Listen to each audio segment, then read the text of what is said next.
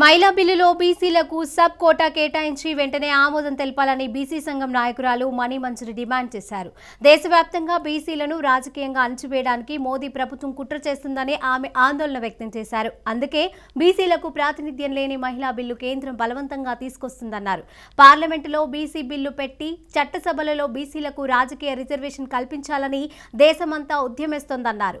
ఇవేమీ పట్టించుకోకుండా బీసీలను రాజకీయంగా అణగదొక్కడానికే మహిళా బిల్లు పేరుతో కొత్త డ్రామాలు ఆడుతున్నారని ఆమె ఆగ్రహం వ్యక్తం చేశారు.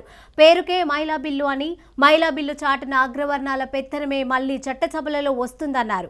బీసీ బిల్లులో మహిళలకు సబ్ కోటా కేటాయించే వరకు ఉద్యమిస్తామని మణిమంజరి హెచ్చరించారు.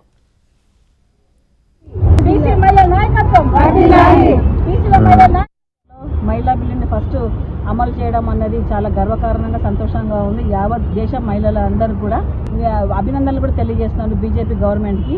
కానీ ఈ వెంటనే అమలు చేయకుండా ఇంకొక 5 సంవత్సరాల వరకు పెండింగ్ పెట్టడం అన్నది చాలా విచారకరమైనది. ఎందుకంటే 5 సంవత్సరాలలో ఎవరు రాజు ఎవరు మంత్రి కూడా తెలియకుండా పోతుంది. ఏదైనా జరగవచ్చు 5 సంవత్సరాల తర్వాత. ఎందుకంటే ఇప్పటికే చాలా సార్లు పార్లమెంట్లో మహిళా బిల్లు పెండింగ్ లో పడింది. బీజేపీ మహిళా కార్యకర్తలు కూడా మీరు కూడా దీనికి ప్రెస్ మీట్ లో పెట్టి గవర్నమెంట్ ని డిమాండ్ చేయాలని చెప్పేసి మేము కోరుకుంటున్నాము.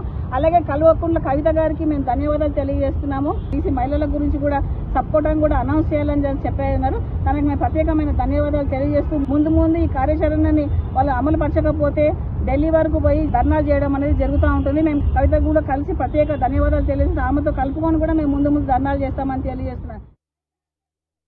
కొత్త పార్లమెంట్